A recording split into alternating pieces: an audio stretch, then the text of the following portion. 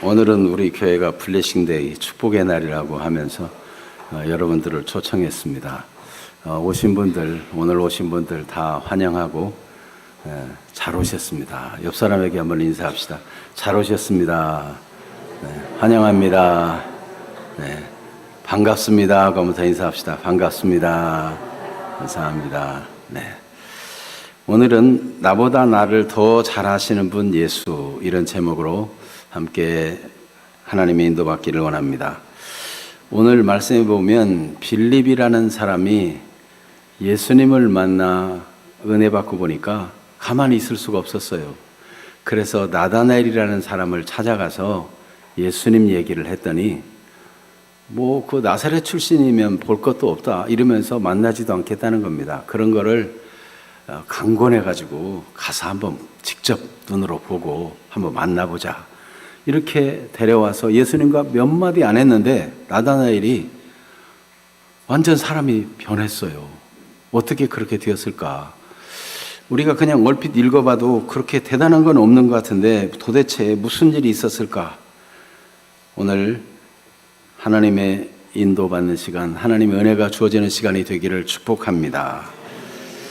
그래서 빌립이 나다나엘을 찾아가 만난 일과 그걸 좀 자세히 살펴보고요. 그 다음에 나다나엘을 예수님께 데려왔을 때 예수님과 나다나엘의 만남 속에 무슨 일이 있었는가 하는 것을 살펴보면서 하나님이 우리를 향한 어떤 뜻을 갖고 계실까를 발견하는 그런 시간이 되기를 바랍니다. 먼저 빌립이 나다나엘을 찾아가 만난 일을 말하기에 앞서서 예수님이 저 유다 남쪽이라든지 예루살렘 그런 도시라든지 이런 데로 가지 아니하시고 갈릴리 지역에서 전도하고 전도의 본거지로 삼기로 결정한 것이 이게 중요한 사건이 된 것입니다. 오늘 43절이 그것을 보여주는데요. 43절을 한번 읽어볼까요? 이튿날 예수께서 갈릴리로 나가려 하시다가 빌립을 만나 이르시되 나를 따르라 하시니, 여기 나가려 하시다가라는 이 단어가 나오는데 이 번역은 다른 데서는 결심하다, 결단하다 이런 의미로도 번역될 수 있는 단어예요. 그래서 영어 성경 중에 NIV는 이렇게 예수님께서 갈릴리로 향해서 떠나가시기를 결정하셨다 이렇게 번역하고 있습니다. 그러니까 당시 갈릴리라고 하는 곳은 주로 사람들이 어업이나 목축업에 종사하는 사람들이고 경제적으로도 가난하고 별로 배움도 없고 가난하고 병들고 소외되고 보잘것없는 사람들이 사는 동네, 지역적인 차별을 당하는 동네. 그래서 갈릴리 사람이다 이러면은 그냥 약간 무시하는 경향이 있는 그런 동네입니다. 그런데 예수님이 그 동네로 가서 전도하기로 결정하셨다는 것입니다. 예수님이 이렇게 결정하신 일이 이 모든 좋은 일이 있게 된 시작이라고 볼 수 있는 것입니다.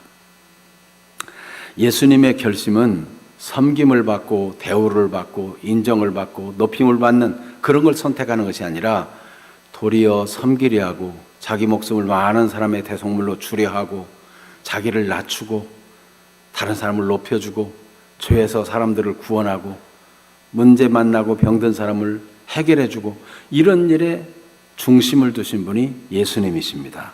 오늘도 마찬가지입니다.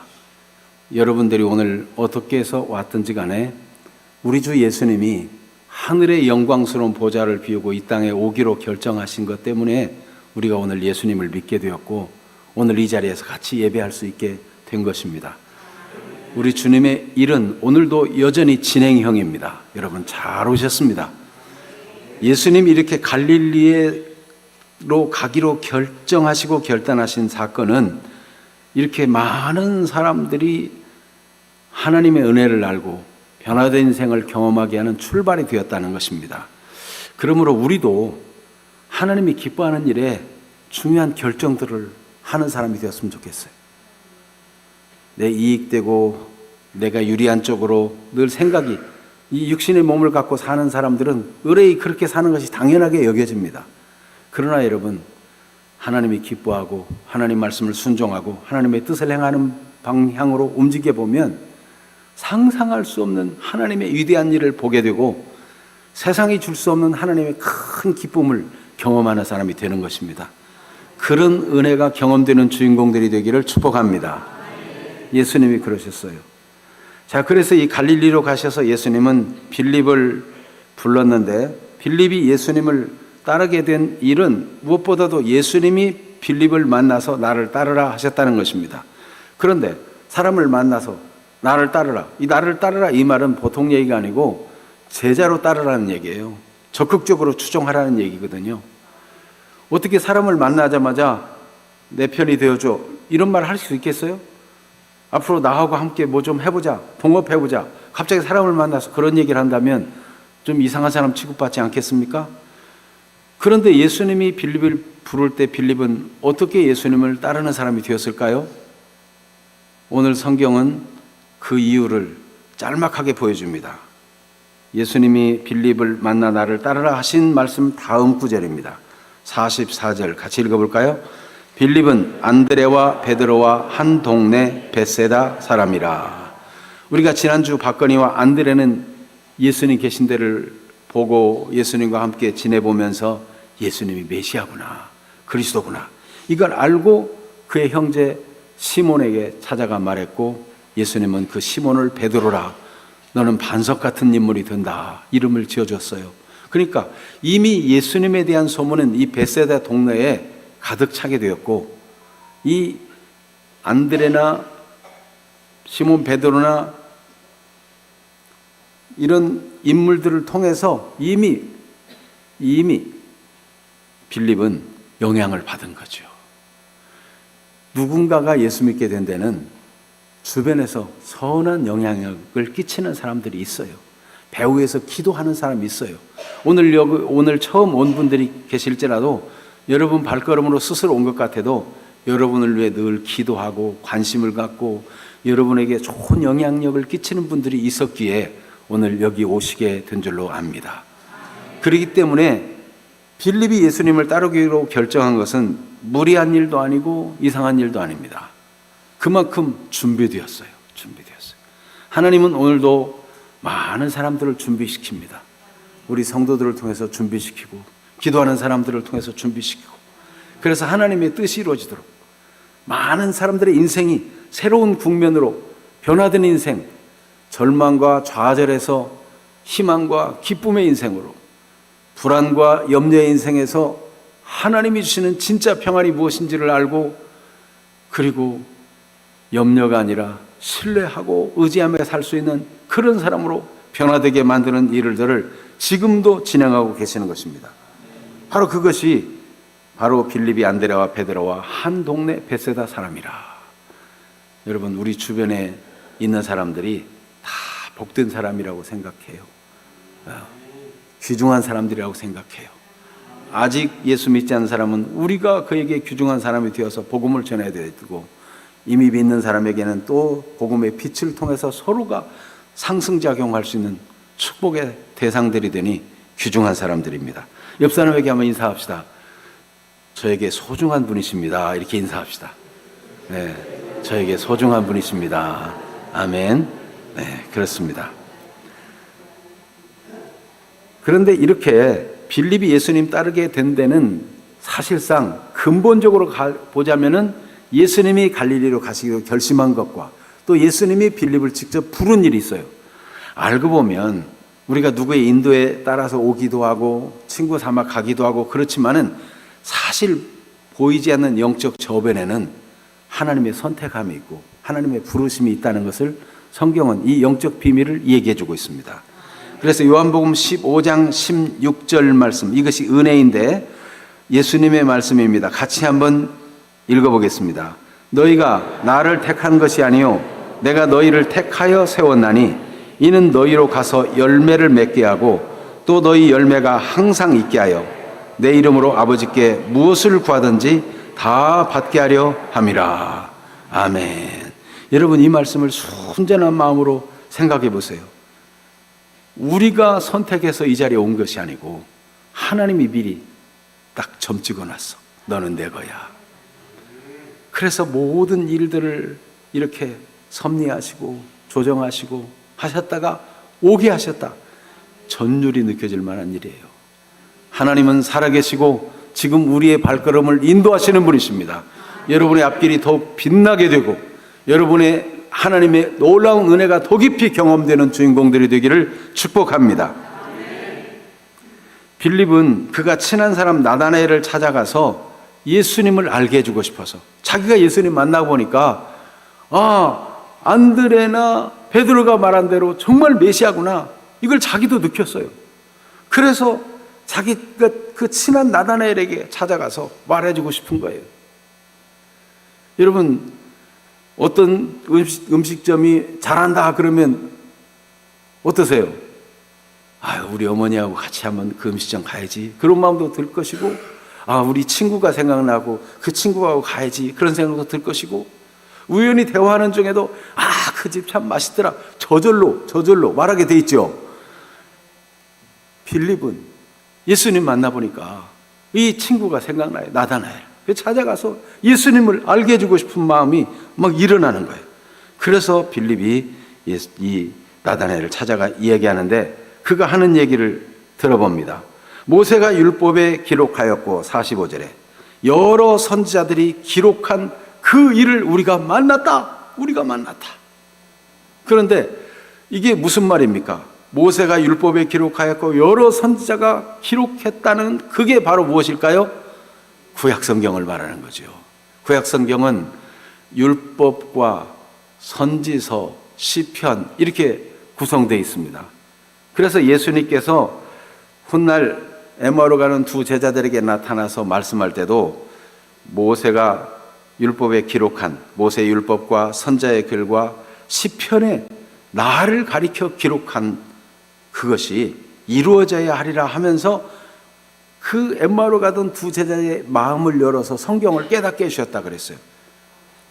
다시 말하면 모세의 율법과 선지자의 글과 시편, 모세의 율법에 기록하였고 여러 선지자가 기록한 그것은 구약성경을 말하는 것이고, 구약성경이 기록한 그 일을 만났다는 것은 구약성경은 한 곳으로 쫙 조명하고 있는 곳이 있는데, 그게 어디냐면 예수 그리스도 메시아, 인간의 모든 문제를 해결할 메시아를 하나님이 보내주신다, 거기에 초점을 두고 있어요. 그러니까 모든 성경은 다 깊이 있게 묵상하고 기도하고 말씀을 연구하고 알아보면은 예수 그리스도를 지향하고 있는 것을 보게 되는 것입니다. 그래서 여러분, 성경을 읽을 때마다 예수님을 발견하는 것은 얼마나 큰 은혜가 되는지 몰라요. 인생이 변화가 돼요, 예수님을 만나게 되면. 최근에 어떤 연예인이 자기 간증하는 얘기를 들었는데, 이분은 나름대로 자기 음악도 내고 아주 훌륭하게 인기도 있고, 그런데 나름대로 더 꿈을 펼친다고 미국 갔다가 실패하고, 그런 중에 우울하던 중에 자기 안에서 종교심이 일어나더래요. 종교심. 뭔가 이런 때 어떤 종교라도 진짜 올바른 종교가 있으면 내가 좀 기대고 싶다, 그런 마음이 일어나서 그래도 세계 종교 중에 한 4대 종교 정도는 좀 관심 있게 봐야지 않겠는가. 그래서 각각의 종교들을 섭렵하라고 막 나름대로 했었대요.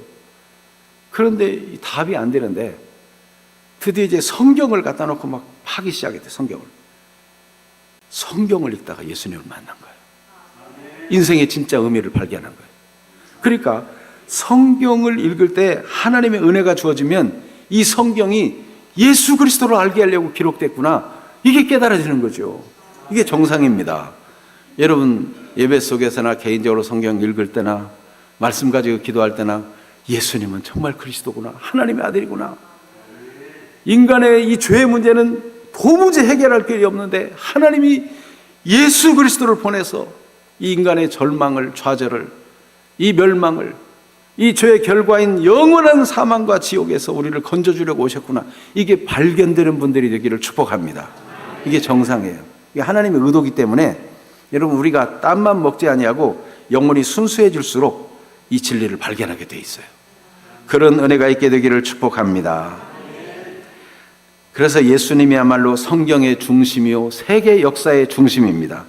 인간의 죄의 실상과 그 고통, 거기서 어떻게 구원받는가 하는 것을 다 보여주고, 인간이 무슨 계획을 살며 무엇하며 살다가 어디로 가야 될 것인가, 어디서 와서 어디로 가는가, 모든 인간에 대한 깊은 비밀과 영적 지식을 알려주는 책이 하나님의 말씀인 성경인 것입니다. 그 핵심이 예수 그리스도 메시아.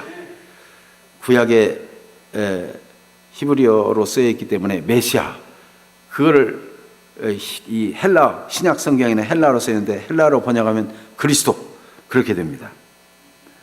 하나님의 아들이요 하나님이 보내신 분이라는 거죠. 그래서 빌립은 애써 그렇게 얘기했는데 한마디 때문에 나단이 걸렸어요. 보세요, 어떤 말 때문에 걸렸는지. 자, 빌립이 전하는 말 45절을 같이 읽겠습니다. 빌립이 나다나엘을 찾아 이르되 모세가 율법에 기록하였고 여러 선지자가 기록한 그 일을 우리가 만났으니 요셉의 아들 나사렛 예수니라. 성경에 기록된 그 일을 만났다 할 때 나다나엘의 눈은 반짝이는 거예요. 내가 바라던 건데, 우리 이스라엘이 소망 삼고 기다린 바가 바로 그분이 아니더냐 기다리고 눈을 반짝이고 있는데 뒤에 붙이는 말이 요셉의 아들 나사렛 예수니라. 너무 실망했어요. 아니, 내가 지금까지 성경을 연구하고 묵상하고 다 해봤어도 나사렛에서 무슨 선한 것이 나오겠느냐, 가치 있는 게 나오겠느냐. 선한 것이라는 건 그냥 착한 게 아니고 정말 의미 있는, 이 종교적으로 정말 뭔가 귀중한 인물이 난다든지, 나사렛에는 그런 일이 없다 이거죠. 그러니까 더 이상 들어볼 게 없다라고 마음을 딱 접는 거예요. 여러분, 혹시 오늘 오신 분 중에도 마음을 접었다가 오신 분이 계시면 나다나엘 같은 복이 있게 되기를 축복합니다. 여러분이 전도하다가 다른 사람이 몇 마디 들어보더니 그냥 말을 딱 잘라버리고 더 이상 안 듣겠다, 그런 분이 있을 수 있어요. 그럴 때 좀 실망스럽죠. 그런데 이 빌립은 아직 예수님을 몰라서 그래, 아직 하나님의 은혜를 몰라서 그래, 그럴 수 있지. 그래서 그냥 그것 때문에 화나거나 그것 때문에 섭섭하거나 속상하지 않았어요. 그럴 수 있지. 그리고는 또 얘기합니다. 와서 한번 보기만 해. 와서 봐. 만나보기 전에 이런저런 생각하지 말고 와서 한번 보자고.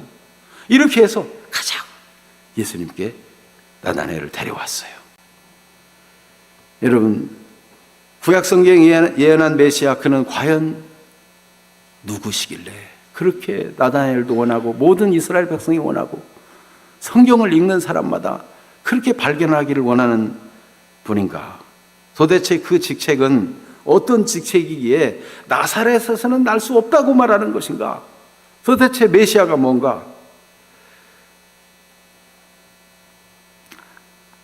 때때로 강권하면은 반감을 일으키지 않을까, 이런 생각을 가질 때도 있습니다. 그런데 오늘 짧은 얘기를 하나 알려드리겠습니다. 어떤 소년과 아버지가 정기적으로 전도지를 가지고 전도를 다녔어요. 근데 어느 날 비가 너무 많이 오고 습하기도 하고 사람도 지나다닐 것 같지 않습니다. 그런데 아들이, 아빠 나 준비 다 됐어요. 뭘 말이냐? 전도하러 갈 시간이에요. 오늘 비도 많이 오고 사람들이 거리에 잘 지나다니지 않을 거다. 오늘은 쉬자. 안 돼요, 아빠. 가야 돼요. 이 아이가 가겠다는 거예요. 아빠, 그러면요, 저 혼자라도 가도 돼요? 제발요. 이 어린 11살 아이는요, 전도하는 게 그렇게 좋았던가 봐요. 아버지가 잠깐 기다렸다가, 얘야, 가도 되지만 조심해라. 여기 전도지 있다. 그리고 전해줬어요. 그 아버지는 목사님이었어요. 고마워요, 아빠. 전도지를 가지고 빗속으로 쏜살같이 아들은 달려나갔습니다. 별로 사람들이 없었지만 이 사람 저 사람에게 전도지를 나누면서 온 마을을 돌아다녔어요. 그리고 이제 전도지 마지막 한 장이 남았는데 사람들이 없어요. 그래서 그냥 갈까 하다가 한 집에 불이 켜 있는데 이 집에다 이 전도지를 주고 싶다, 그런 마음이 강하게 일어났어요. 초인종을 눌렀습니다. 아무 대꾸가 없어요. 문을 두드렸어요. 아무 반응이 없어요. 그냥 가야지 돌아서는데 다시금 이 전도지를 이 집에 꼭 줘야 될 만 같은 마음이 강하게 일어났어요. 11살 이 소녀는 초인종을 누르고 문을 두드리고 계속 했어요.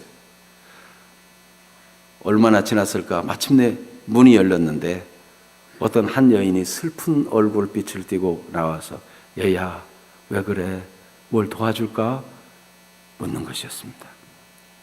그러자 이 11살 소녀는 환한 미소를 지으면서 아주머니, 제가 화나게 했다면 미안합니다.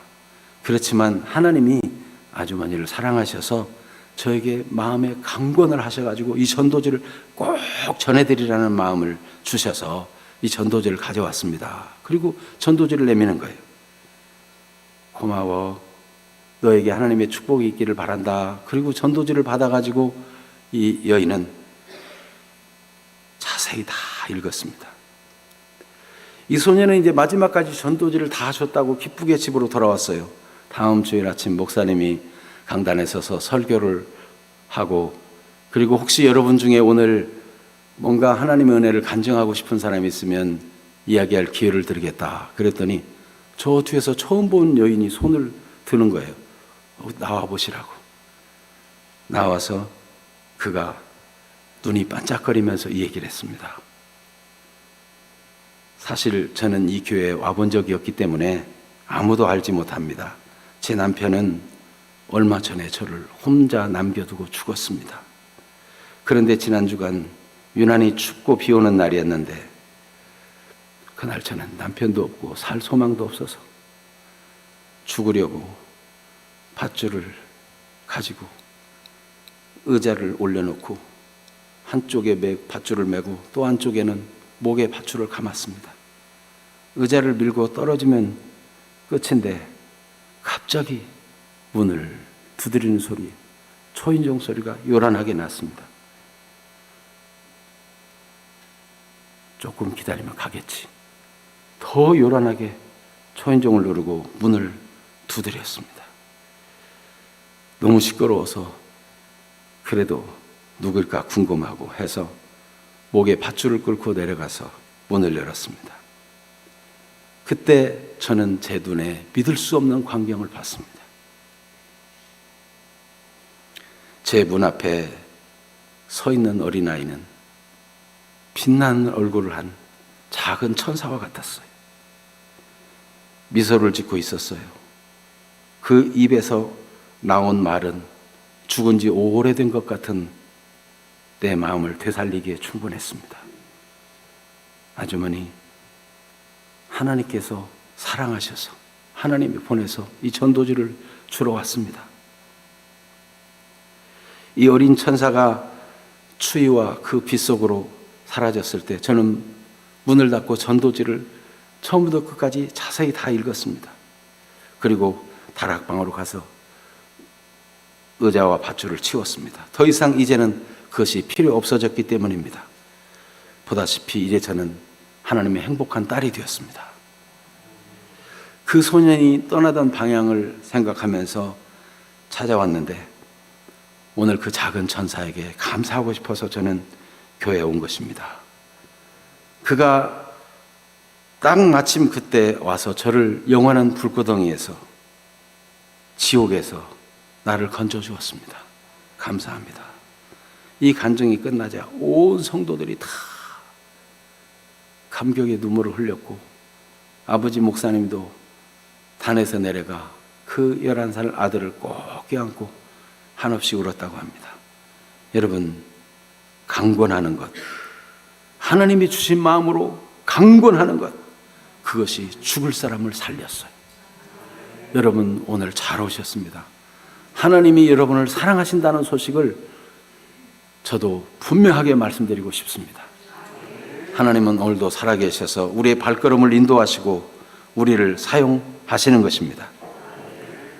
드디어 강권하는 빌립의 말을 듣고 나다나엘은 예수님께 나오게 되었는데, 걸어오는 나다나엘을 보자마자 예수님이 나다나엘에게 한마디 말씀하시는 겁니다. 그것이 무슨 말씀인지 47절을 같이 읽겠습니다. 예수께서 나다나엘이 자기에게 오는 것을 보시고 그를 가리켜 이르시되, 보라, 이는 참으로 이스라엘 사람이라 그 속에 간사한 것이 없도다. 여러분, 예수님은 나다나엘을 처음 보는 것 같은데 나다나엘의 속을 읽고 계시는 거예요. 세상에 당시에 거짓된 종교인들도 많은데 이 나다나엘은 참으로 이스라엘이다. 진짜 하나님의 사람이다. 그 속에 간사한 것이나 거짓된 것이 없는 순수한 사람이다. 예수님이 하신 이 말씀을 들을 때 이게 나다나엘에게 전달되는 게 있어요. 전달되는 게. 이 짧은 대화지만은 이 나다나엘을 다 꿰뚫어 보고 있는 것만 같아요. 그래서 라비요, 저를 어떻게 아시죠? 저를 언제 보셨나요? 어떻게 아세요? 저를 아십니까? 나다나엘은 궁금하니까 물어볼 수밖에 없죠. 여러분, 예수 그리스도는 우리 마음을 살피시는 분입니다. 엑스레이는 우리 뼈를 볼 수 있지만은 마음을 읽을 수는 없어요. 하나님의 아들이신 예수 그리스도는 우리의 마음을 읽고 우리 영혼을 알고 우리를 어떻게 복되게 해주고 싶은지 계획을 갖고 계시는 분이십니다. 그 예수님께서 나보다, 내가 나를 아는 것보다 나를 더 잘 아시는 분이 예수 그리스도십니다. 요한복음 2장 24절에서 25절에 보면 예수님이 그런 분인 것을 스스로 밝히셨어요. 한번 읽어볼까요? 요한복음 2장 24절에서 25절. 예수는 그의 몸을 그들에게 의탁하지 아니하셨으니 이는 친히 모든 사람을 아시며 또 사람에 대하여 누구의 증언도 받으실 필요가 없었으니 이는 그가 친히 사람의 속에 있는 것을 아셨습니다. 사람의 속을 다 알고 있기 때문에 흔들리고 연약한 갈대 같은 인간에게 자기 몸을 의탁하지 아니하고, 누구 사람의 증언 때문에 예수님이 예수님 되는 것이 아니라 그는 스스로 진실한 분이요 하늘에서 오신 하나님의 아들이십니다. 예수님은 제2의 하나님, 성자 하나님이십니다. 하나님의 아들 예수님은 전지하신 모든 것을 아시는 하나님이세요. 그가 인간의 몸을 입고 이 땅에 태어났지만 그는 신성을 가지신 분이시라는 것을 나다나엘은 경험하게 된 것입니다. 어떻게 나를 아십니까? 라는 나다나엘의 질문에 대해서 예수님은 어떤 대답을 하십니까? 48절을 같이 읽겠습니다. 나다나엘이 이르되 어떻게 나를 아시나이까? 예수께서 대답하여 이르시되 빌립이 너를 부르기 전에 내가 무화과나무 아래 있을 때 보았노라. 이스라엘에는 보통 무화과나무가 많이 있는데 그 무화과나무 그늘 아래서 경건한 사람들이 하나님의 말씀을 읽기도 하고 묵상도 하고 기도도 하고 그런 일을 하는데, 당시의 바리새인들은 사람들에게 자기가 얼마나 경건한 사람인지를 보이고 나타내는 걸 좋아했어요. 그래서 시장 그런 데 어귀에서 손을 들고 기도했어요. 그러면 시장 보러 가던 사람들이 야, 저 사람 훌륭하다, 저렇게 기도를 많이 하는구나. 실컷 시장을 다 보고 가는데도 아직도 기도하고 있어. 와, 얼마나 기도를 많이 하는가, 훌륭하다 하고 존경합니다. 사거리 같은 데서 또 막 손을 들고 기도합니다. 그런데 예수님이 아시는 대로는 의식하는 사람들이라, 사람들에게 보이려고 하니 너희 상을 이미 받았다. 그런데 예수님이 나다나엘을 아시는 대로는 그는 순전하고 간사한 것이 없고 진실한 사람이라는 거예요. 어떻게 아십니까? 예수님께서는 무화과나무 아래 있을 때, 빌립이 너를 부르기도 전에 무화과나무 아래 있을 때 보았다, 이 말씀합니다. 이게 별말이 아닌 것 같죠? 성경은 모든 세세한 것을 다 기록할 수가 없어요. 그래서 요약적으로 이렇게 기록한 거예요. 근데 나다나엘의 반응을 보면 나다나엘이 어떻게 해요? 랍비여, 당신은 하나님의 아들이시오, 당신은 이스라엘의 임금이로소이다. 이 말은요, 깊이 있는 나다나엘의 마음을 살피는 얘기를 했다는 거예요. 나다나엘이 어떤 말씀을 묵상했으며, 어떻게 기도했으며, 어떤 애로사항이 있으며, 어떤 질문이 있는지, 무슨 생각을 하고 있었는지를 예수님이 다 얘기해 주는 거예요. 얼마나 전율을 느끼겠어요. 아, 이분이야말로 하나님이시구나. 나에 관한 모든 걸 듣고 계시는 분이시구나. 말하지 않아도 속을 아시는 분이시구나. 그래서 당신은 하나님의 아들이시오, 이스라엘의 임금이십니다. 이스라엘의 임금이라는 표현은요, 이스라엘 백성들은 다윗의 후손으로 오실 임금, 영원한 왕 메시아를 늘 기다리고 있었어요.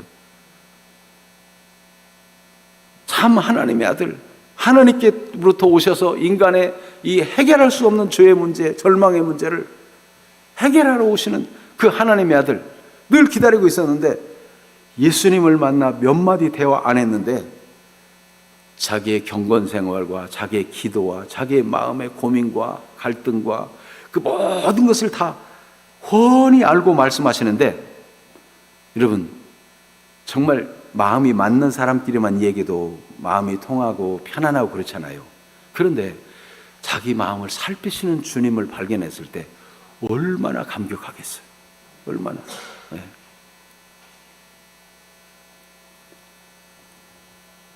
그러니까 이 나다나엘은 예수님이 그리스도구나, 메시아구나, 이렇게 깨달았다는 뜻이에요.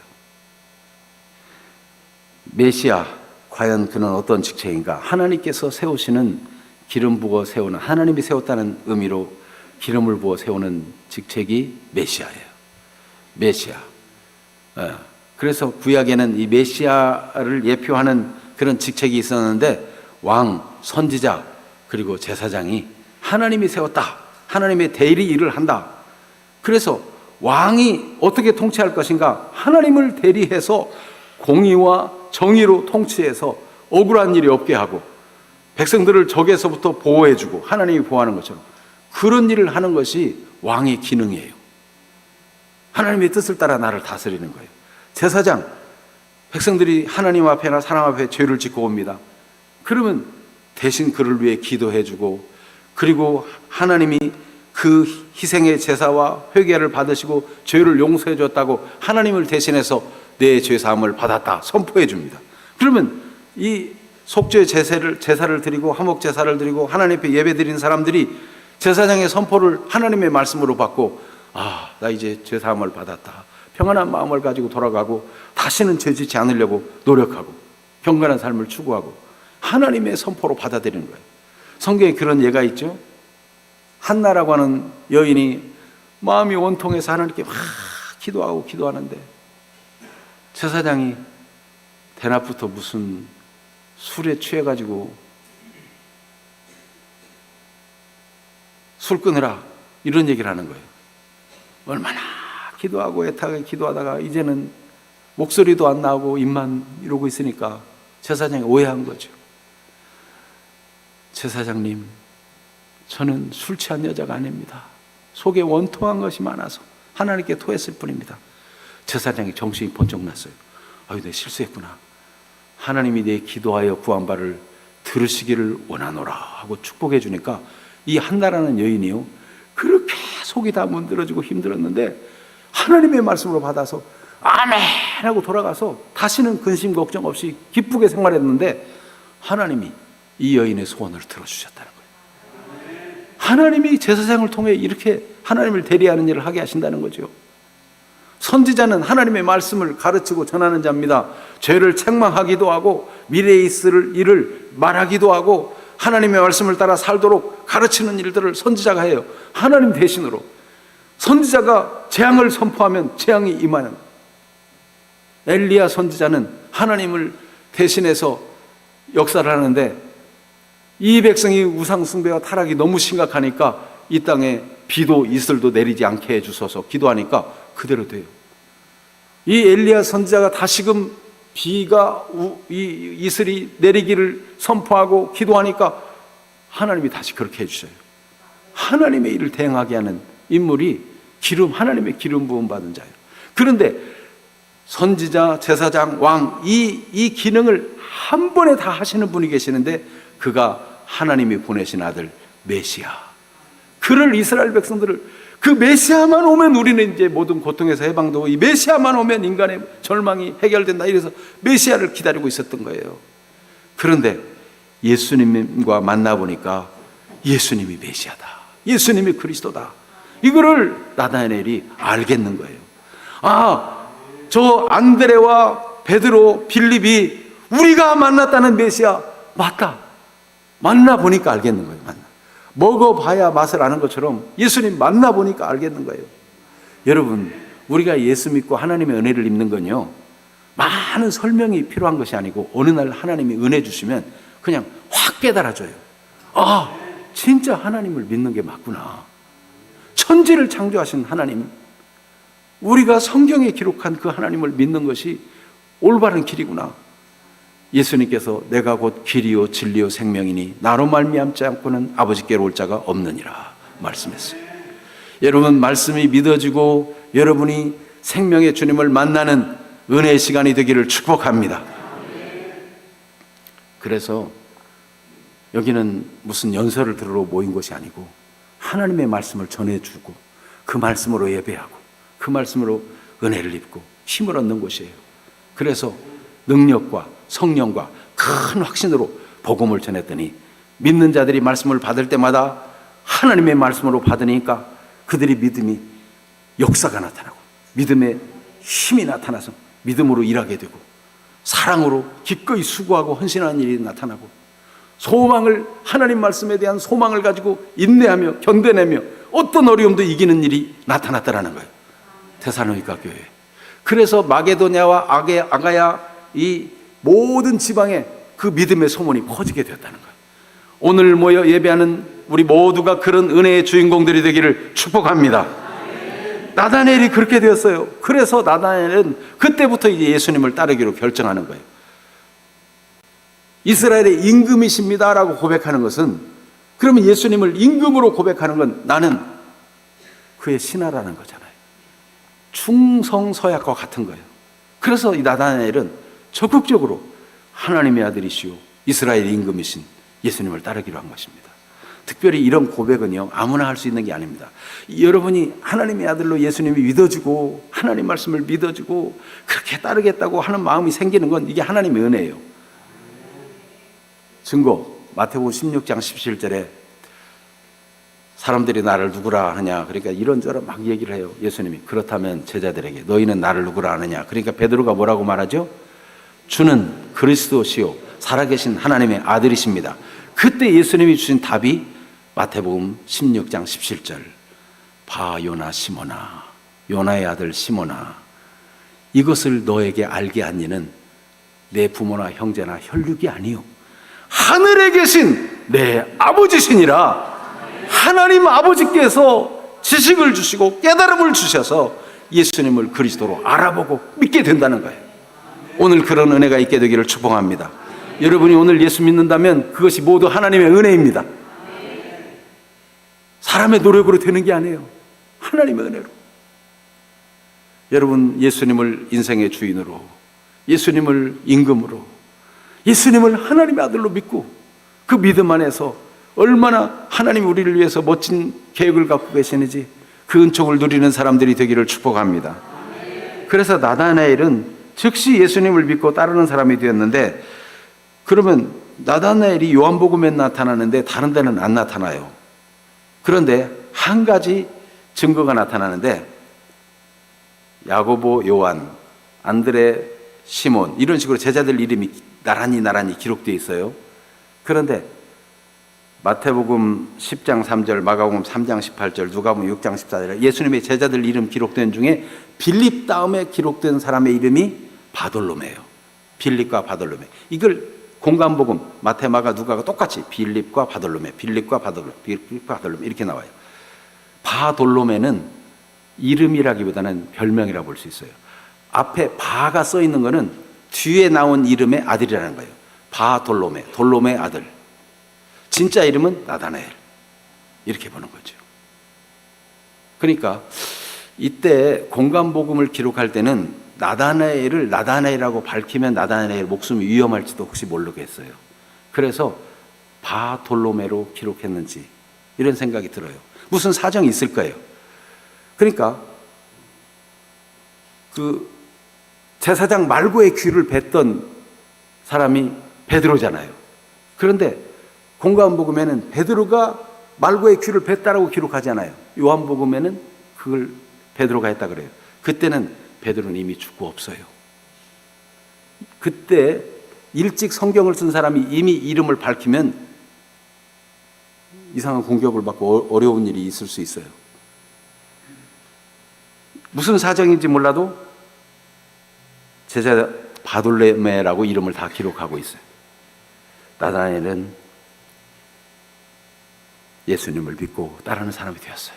오늘 여러분 예수님 믿고 예수님의 말씀에 순종하며 적극적으로 따랐던 나다나엘 같은 은혜가 주어지기를 축복합니다.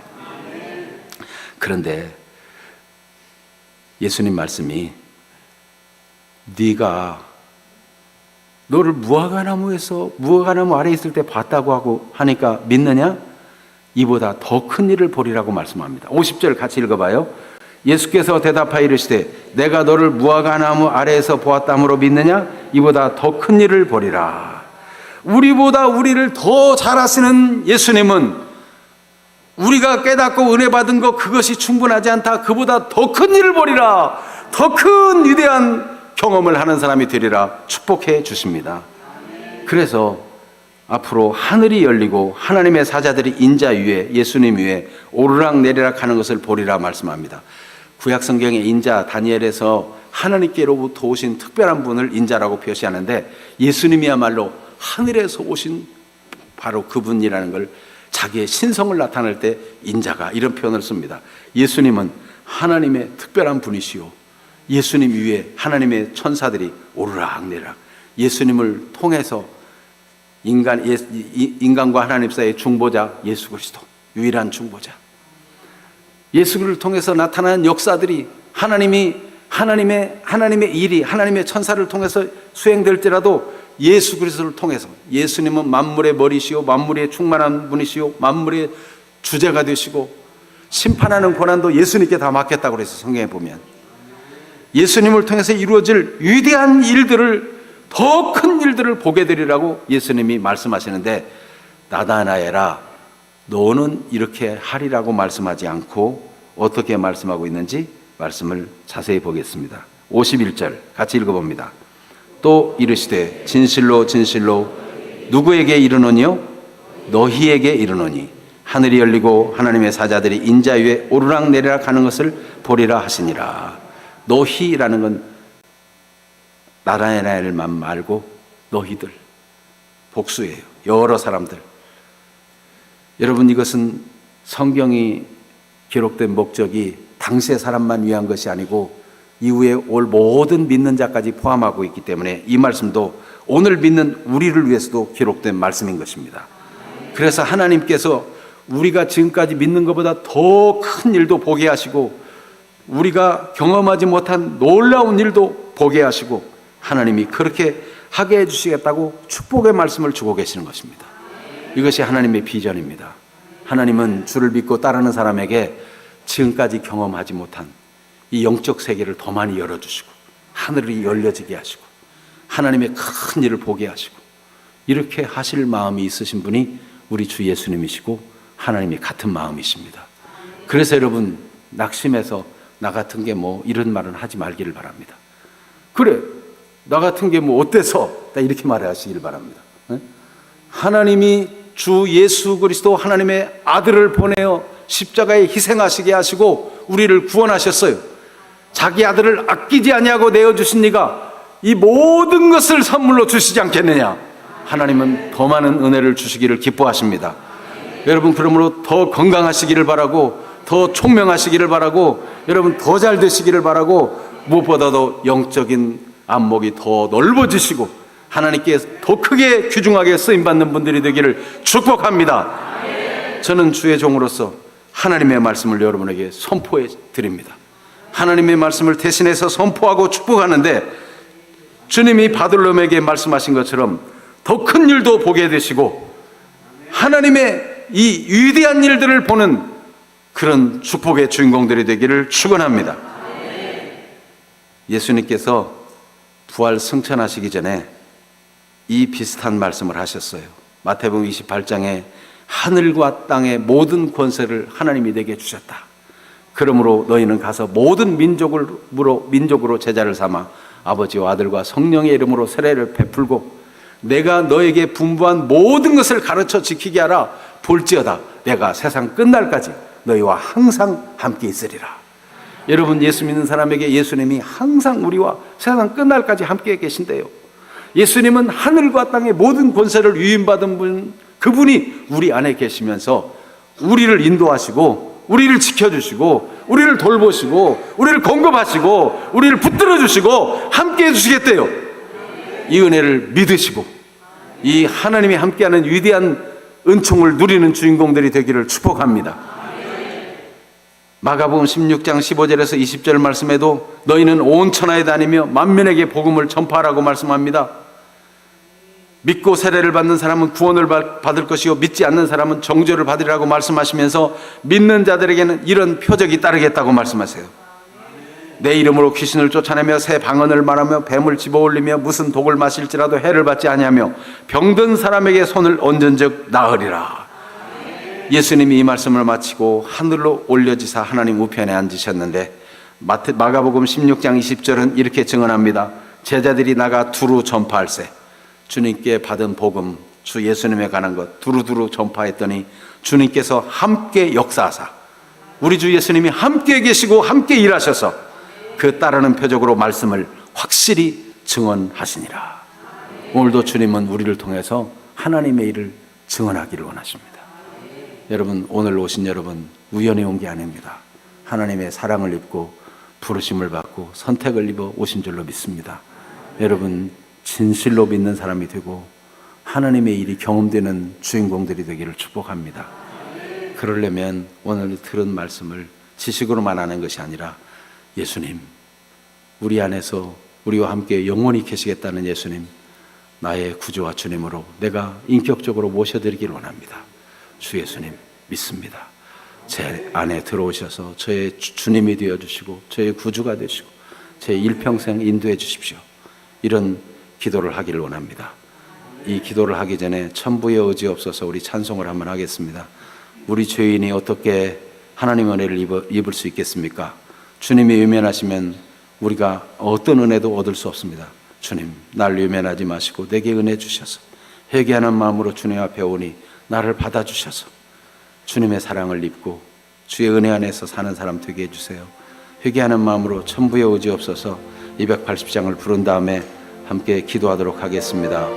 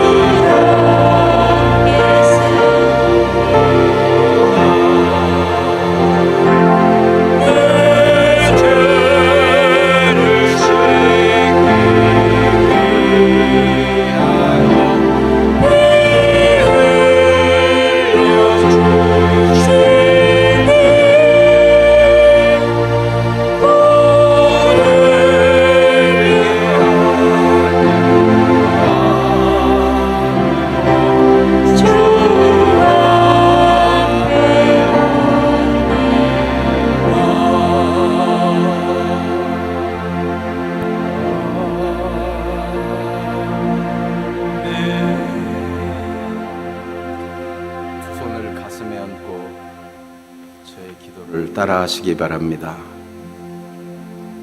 하나님, 저는 죄인입니다. 제 생각이 옳고 제 결정이 옳은 줄 알고 살았습니다. 오늘 말씀을 듣고 예수님은 저의 죄를